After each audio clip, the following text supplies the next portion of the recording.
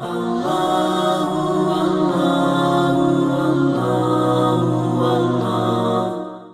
can talk. Otherwise, we can just sit here awkwardly. I'm completely comfortable with that. I'm very used to awkward situations. Yeah. Not really a question, but my name is Saima. I just want you to start off because, like Sheikh said, that this is like, the community that we invited personally and we're here. Jay. So can you start off with the importance of community within, just like Sheikh said, that we're here to make, not to impose any school of thought, and then also to know each other, to make friends with each other. So can you start off? Just talking about it, just giving a little. So just FYI, this is Sister Saima. And she's a black belt, and she's a masjid official. I'll be careful with my answers. Head. Okay. Self-defense instructor. My late sister's name was Saima, rahimahullah. Yeah. So Saima from New Jersey reminds me of a lot of things. My sister used to live here. When our parents left for Pakistan, I remained in New York, and I was renting a basement with one of my college friends in Queens, and she was married and she lived here in Plainfield. So on the weekends I used to take the New Jersey Transit and then the path and then the train to get to see her and stuff. Her name was Saima, so it's a good reminder. Alhamdulillah, Allah reward her and bless her. As far as community, instead of like a lecture thing, I'll just tell you some things I did in my place back in Dallas. So I gave up on a few ideas for myself. I don't impose this on any other community. I'll just tell you what I noticed. So in our area, there were lots of masjids, Hifz programs, Quran programs for kids, Islamic schools, Sunday schools. All that stuff is there, right? So if somebody wants to go put their kids in one of those things, please, those services are available. I don't want to reinvent the wheel. So what I did at our campus, because our campus is actually 4 Bayina, but it's got a masjid in it, so it kind of turned into a little bit of a community. And I chose an obscure location on purpose. So Dallas has a lot of Muslims, but I'm in an area where there's very few Muslims. And I chose that on purpose. I wanted to be a little bit tucked away in a corner. But anyway, people started coming, and then I realized that probably the most underserved population among the community is public school kids. They're probably the most underserved. And I'll just tell you some things that I think they're politically incorrect to say, but they're my view.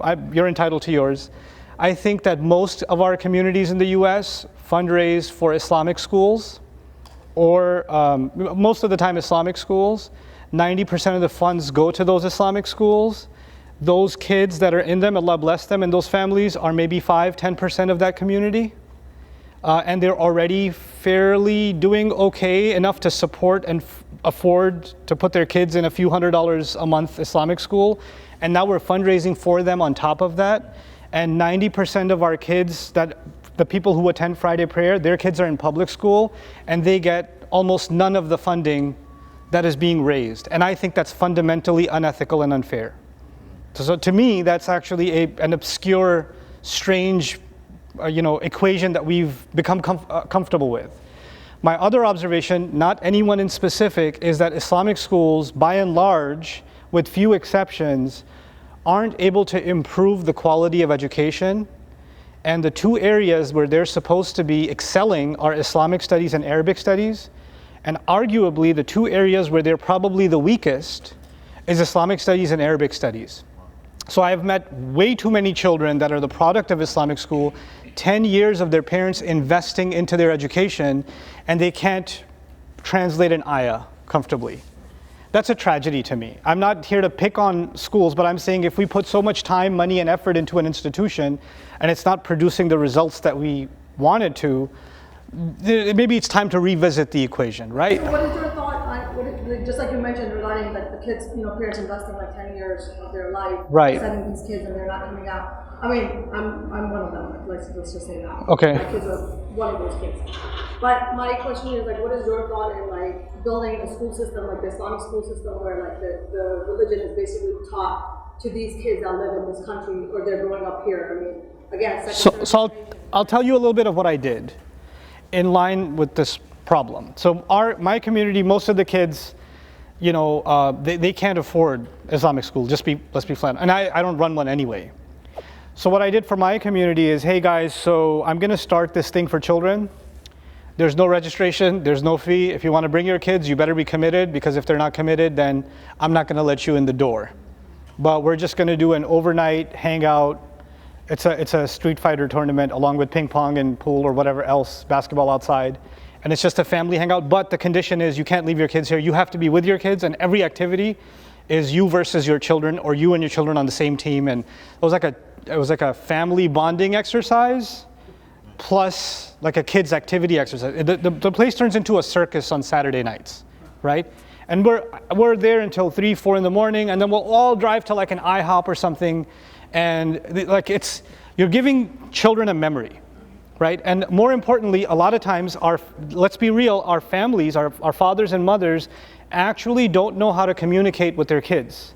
And a lot of times our kids need to hear something from their mom and dad, but the parents have no idea. I don't blame them.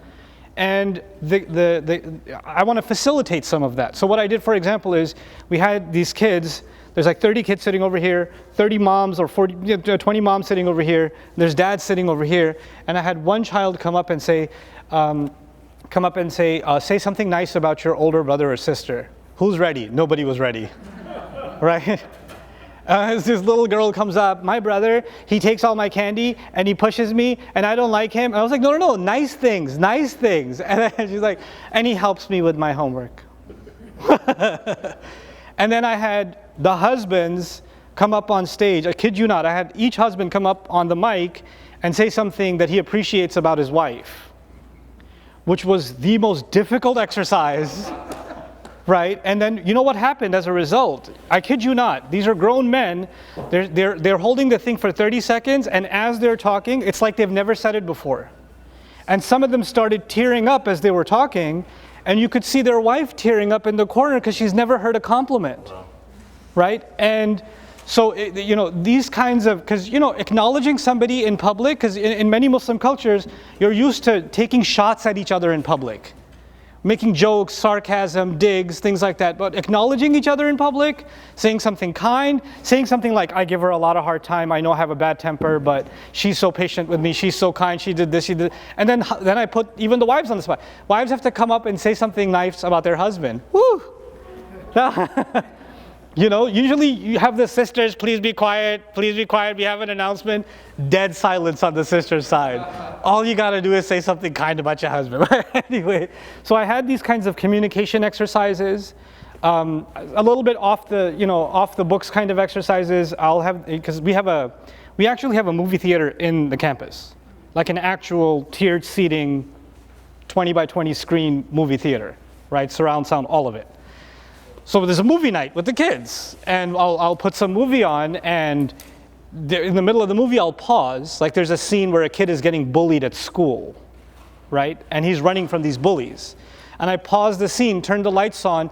Anybody ever see something like that in real life? And 50 kids are raising their hand, and now for the next hour they're telling me their story about how they got pushed into a locker, they got called Osama bin Laden, they got called Taliban, and their parents are in the back row in shock, like they never told us this, right? But they found a space where they could open up and they could express some of what they've been carrying, right? So first thing I did was this kind of a regular thing. This is before COVID, of course. The next thing I did was, okay, we're going to do something, because I noticed also among our children, there's a serious lack of confidence, right? They feel like weirdos at school, and they feel like outsiders even in the Islamic space, because some kids are Qari and Hafiz and this and that, and these kids are like, you don't even know the Fatiha, bro, you don't fit here. And then, so they don't fit at the public school scene. They're too Islamic for public school. They're not Islamic enough for the Islamic kids.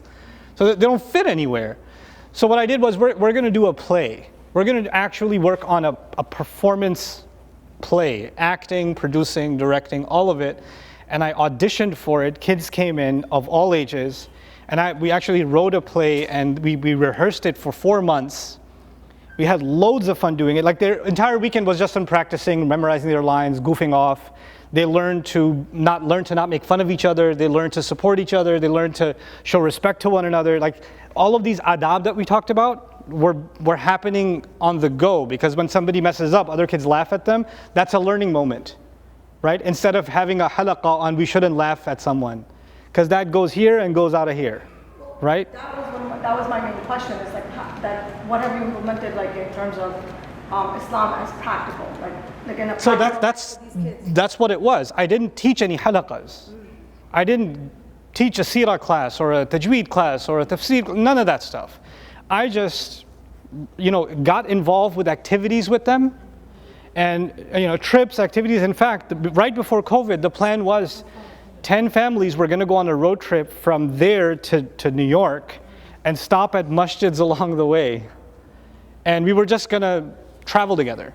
That's it. Because to me, I think the most valuable thing you can give kids is meaningful experiences.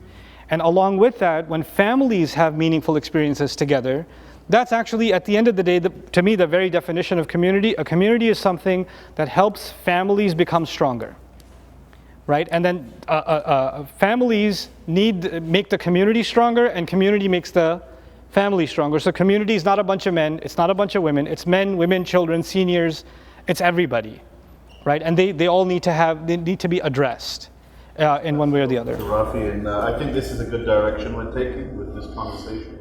Sheikh is very limited on time, so please. So not a sheikh. Yeah. Thank you for coming here. Thank you for setting this up. I really appreciate your time. Persian Pakistan, I've listened to you all my life growing up, so it's amazing. That makes me feel very old. Thank you. Okay, so. To what Simon was saying, like one community, right? So, I've been to all over the US, traveled and seen a couple of communities that would be essentially minorities. We're also minority in this world, in the US. Yeah. So because we're in a temple, and Jewish people are very strong as a community. Right. Our families within the Muslims are very strong. Right. And you've seen that, you've read about religion. What are some learnings, apart from what you just said, that we can take? Because this is a very, there's a lot of anxiety within the community, and between the community, you can see friction, you can see, not just Islamic ideologies.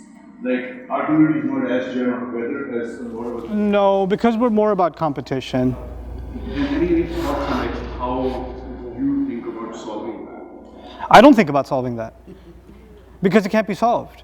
I think about creating one good model, and I stopped philosophizing about solving the problem of the ummah or the problem of disunity, because those are realities.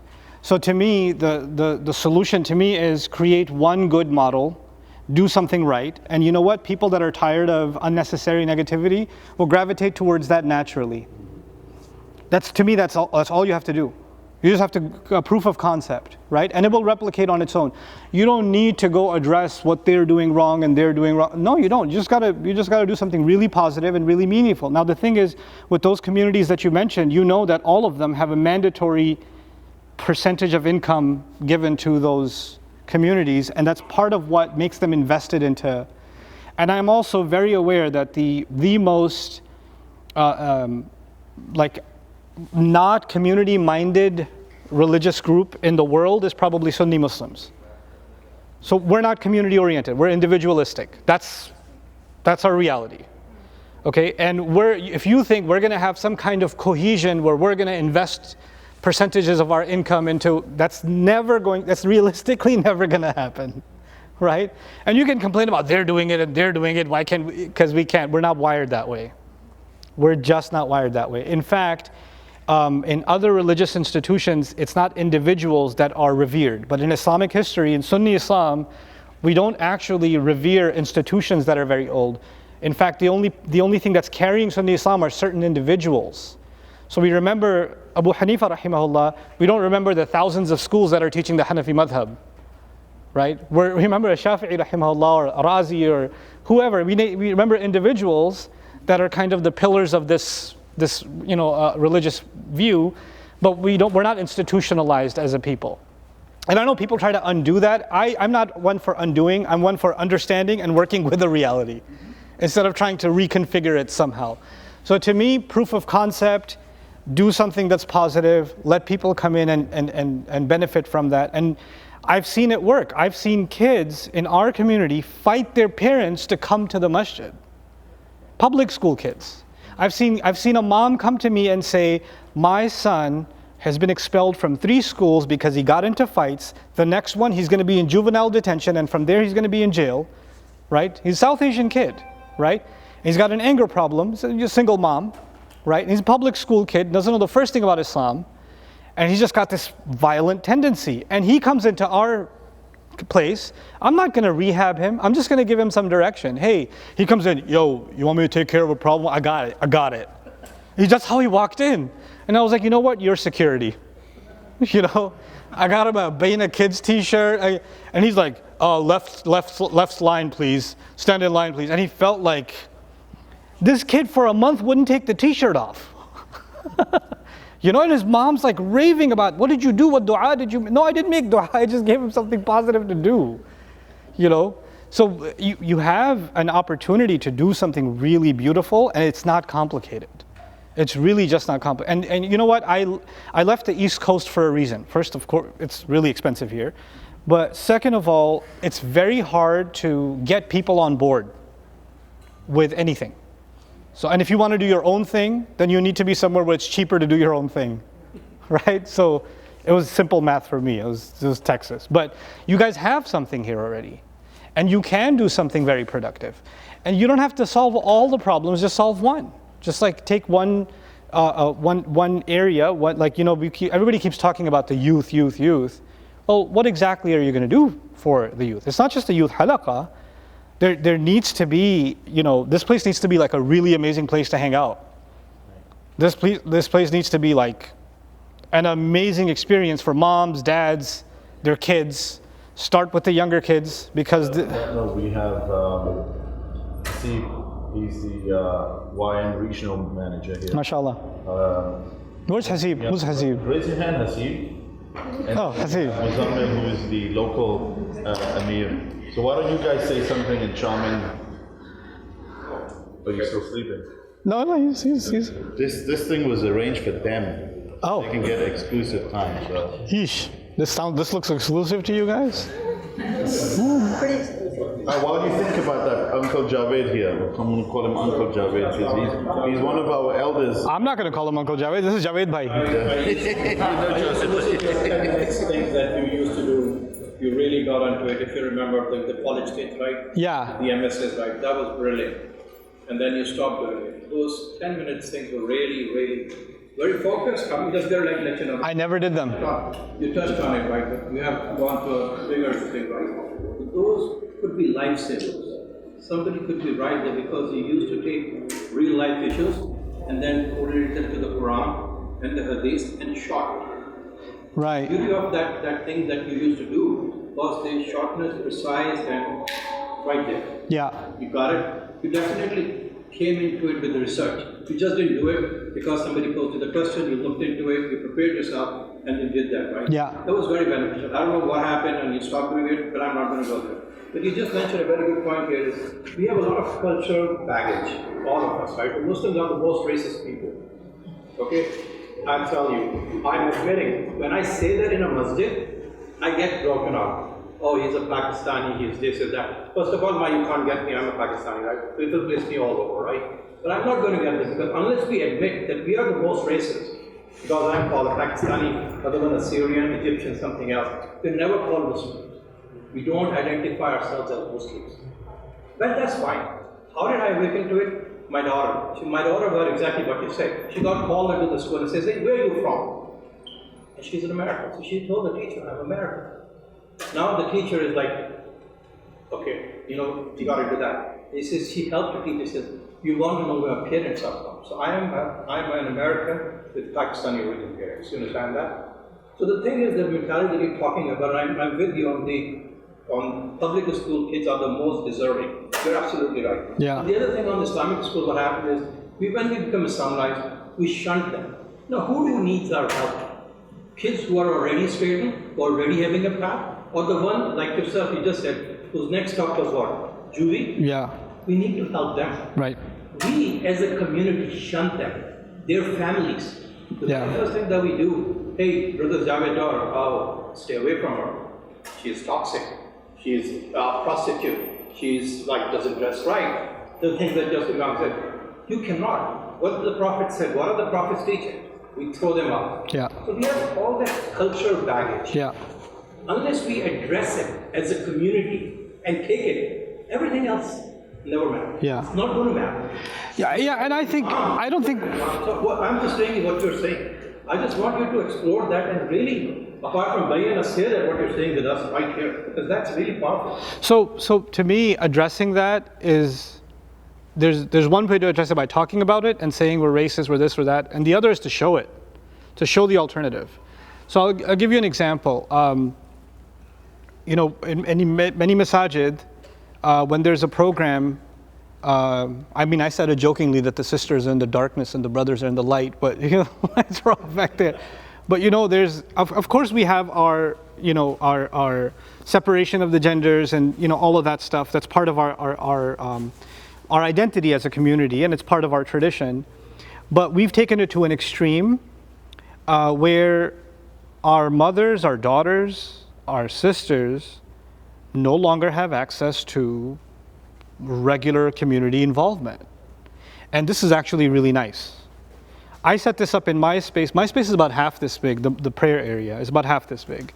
And there's no barrier between the brothers and sisters side. And the first day, brothers came up to me very, mashallah, and they said, this is going to be fitna. I was like, look, this was in Masjid al-Nabawi. And there were some young men who kept looking back. And the Prophet ﷺ just reoriented them, and that's it. There was even a narration of a guy who would go into sajda and tilt his head back so he could check out what's going on, right? So this is not new. This happened. And then there were young men that's sitting in the audience, Khatib is over here, they're sitting like this. So they get, the full view. So all I had to do was, hey, young men, sit this way. And just, let them be. And then what's also interesting is, you'll notice that there's a lot of noise on the women's side during khutbahs, right? Yeah, I know. But in our masjid, there's no noise. Because I flat out said, any children who are making noise, moms are responsible, and if not, their dads are responsible for silencing them. And if you cannot, I will stop the khutbah, come over and pick up your child and sit them next to me until they're quiet. That's the fourth rule here. I'm completely okay with that. I don't need to, if you don't want to discipline your children and teach them the manners of the Jumu'ah, before the adhan, the masjid is a playground, no problem. You want to wrestle, run into a wall, I don't care.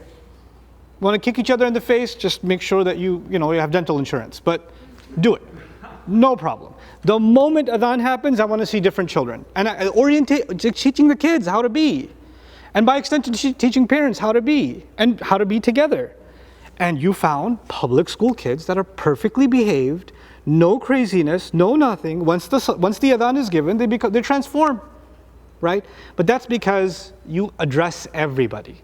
In fact, I've even given khutbahs where they're being broadcast live, everybody's watching, and a couple of kids are talking.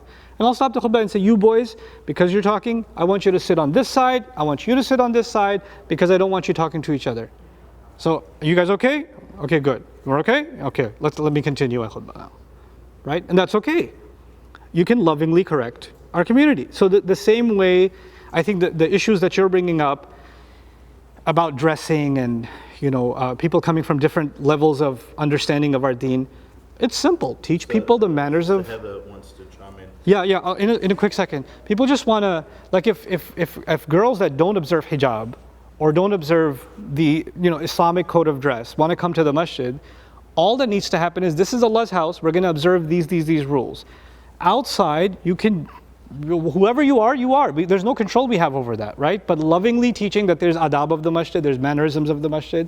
There's a way to do it. If someone can come and urinate in Masjid Nabawi and the Prophet won't stop him, right? He won't stop him until he's done. And stop others from stopping him. And then lovingly tell him, then what's the issue? Isn't this sunnah to just treat people like human beings first instead of going at them, right? Plenty of times non-Muslims have come into our masjid. Plenty of times in workout clothes, women in workout clothes, sitting in the back. I don't have anybody say a word to them. Let the prayer finish, let it all be done, and we can go. They're human first. Inappropriate is much later. They're human first. Treat them like dignified human beings. Don't make them feel humiliated just because they don't know any better yet, right? So that's anyway. Somebody was saying something.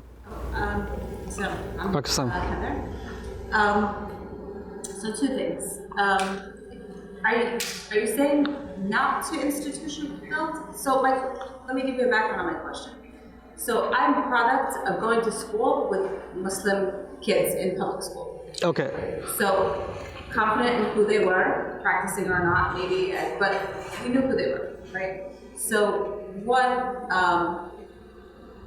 how do we get our kids, and not just our kids, our community on board to looking to the future, right? We want to build our youth, we want to make sure that our youth is okay, but like, how do we develop a plan of where we're going, right? Coming from not being Muslim to learning Islam, understanding that Islam is perfect, right? Like there's an answer for everything, but we're not utilizing it as Muslims. Right. Because we are so not on board, right? Yeah. So how do we, I mean, what you're saying is absolutely 100%, I agree with you 100%, but where we look at, like, I feel like we're kind of just like treading water, right? Like we're just trying to keep our heads above water. Yeah. Like kids are not confident in who they are. Adults sometimes are not even confident in who they are. But like our community is like, the ties are not tight, right? And if we are able to tighten those ties, but also have a goal to work toward, then we can continue to build. So I thought about that for my own community, because I've conceptualized these things, but now I have a chance to do this for myself on my terms, right, in Dallas. So you know what I did? All the kids that are involved in the plays and activities and stuff like that, I was like, first of all, you can never drop your kids off and just go. You have to be involved, and you have to volunteer, and you have to help. And then every time we go eat meals together, like I know all the kids, I know all their parents, I know the families, and the families know each other. And you know what? That changed something. They identify, first of all, as a larger family, if you will, right? And then I don't have to get 800 people on board. This 10 families, I'm good. This is the community. These are the people that we're going to meet. When I say this needs to get done, you know what I said? Because we have construction going on our campus, right? And some walls need to get painted. And I was like, no, this is your home, guys. You're going to paint it. I'm going to have the paint guys tape it up, but I need volunteers. And this is your house. You're going to clean it up, and you're going to paint it yourselves. 30 kids show up with their parents, with their gear and all this stuff, and they're painting up the place. And hey, look, this part, I did this part, you did this part, they're helping each, and you know what? They feel like this is their home. To me, institution building is a much later step. First, when you make individuals, families feel like they're invested in this place. It's an extension of their life experience. This is part of their home. If you can create that scenario, even for 5 families, the 6th family comes naturally. You don't have to invite them. They want an invitation. Like they're asking to jump in, then another's asking to jump in, right? And so it grows, it's way stronger when it grows organically, way, way stronger. So don't worry about the numbers. Like not enough people are coming, no, the 10 people, the 10 families, the 5 families that are involved, they're having the time of their life. Guess what? Somebody's cousin somewhere says, hey, I want to come here too. Somebody's uncle jumps into, and before you know it, this is a large community, right? So the numbers become irrelevant, and then you can institutionalize. And by the way, you know what my goal is? The 10-year-olds that are here, that are with me right now, the 10, 11, 12-year-olds, my goal for each of them is they're the khatibs in 8 years. They're the ones giving the khutbah in 8 years. I gave up on training adults. I even gave up on training teenagers. I want to brainwash like 10-year-olds. So by the time I want to get them to think a certain way, so I can groom them a certain way, and when they're getting out of line, I can yell at them a certain way. I don't have an artificial relationship with them. I can put them in line. I'm an extension of their parents. And I've had casual conversations with their parents. Listen, if you want your kids to be here, then I'm going to treat them like my own kids. And if they're out of line, I'm going to talk to them like my own kids would be out of line. If you're not okay with that, there's the door. There are other places where you can do things on your terms. This is my house. This is how we're going to do it, and we're going to do it together. And when I tell you need to talk to your kids, you and I and the child will sit and talk together. And you know what? Sometimes I had to yell at parents. Let me tell you. Some kids auditions, right? And some kid gets picked, some kid doesn't get picked, and the mom is having a meltdown. Why didn't you pick my daughter? Why didn't you do this? She was so looking forward to it. I was like, this is exactly the problem. You I will sit down with, and I will tell you, you are creating entitlement in your child. With all due respect, your policy should not be English only. There are plenty of desi auntie moms and uncles that can't understand Urdu well, or they'd really feel good if you did something in Urdu. There are Turkish moms here that you should have a halaqah in Turkish here. You should have a halaqah in Somali here. You should have a halaqah in Masri, Masri, Lahja Masriya here. You should have it, if you have, you should do it. You should address and cater to every denomination in the community. You don't have to Americanize 70-year-olds. They're going to be Pakistani till their death. You don't have to Americanize Bengali moms and Bengali grandpas, Bangladeshi grandpas. You could do something in Bengali for them. Give everybody a time slot. Give everybody something. It's completely fine, and that doesn't take away from. In fact, the more cultures you open up to, the more truly American you actually are. That's actually truly American, because it's not an elimination of cultures, it's an acceptance of them, right? Yeah. Brother Taj has a question. Where's Brother Taj? Yes, Brother Taj. So I heard you loud and clear regarding to talk about youth and the responsibility it was down to the parents, in my understanding, right? This institute established ICA based upon community culture center.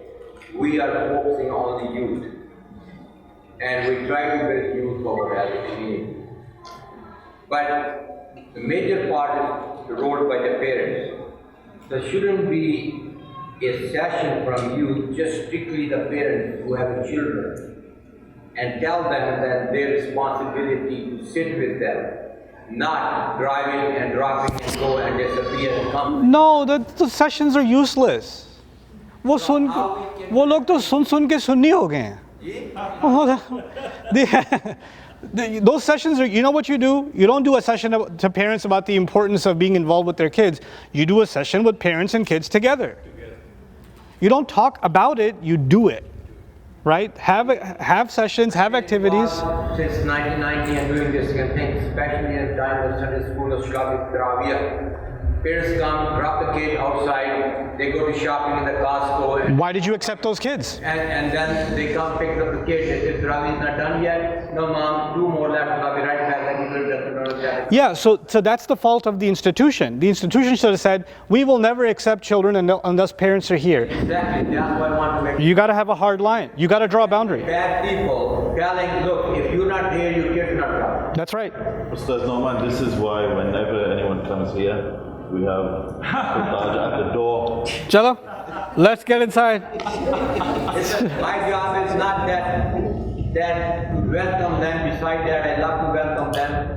But I like to teach in the manner. For example, 90% kids go to the bathroom without shoes on. Okay, so let me give you something. Let's try something. You have when you do things for kids, parents are bored. When you do things for parents, kids are bored, right? Right. Okay, so you have an event and you say, all the parents here, I want you to tell me a crazy story about when you were 10 years old. When did you get in trouble when you were 10 years old? I bet you your kids don't even know that story. And your kids will be looking at you like, Abba Jan, you did that? I did that too. And then you have I've actually had, in Cape Town I did this, I had grandparents, parents, and children.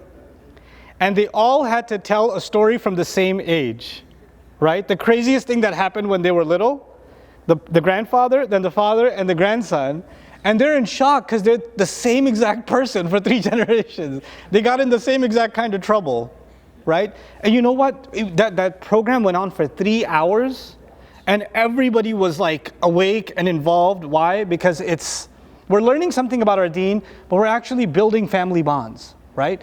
And you can do tons of activities like that. In fact, what you should do, you should invest in consulting with people that are experts in parental communication with children. They could be Muslim or non-Muslim, that doesn't matter. Some Christians have done phenomenal work in this space. And you can create activities around that. And you can, sprinkle in Islamic advice, being good to, the simple things like shoes in the bathroom and coming in and, making a mess in the toilets and all that stuff. Let me tell you, Baina has the cleanest bathrooms in the Ummah. Well, how about you? You went. Yeah.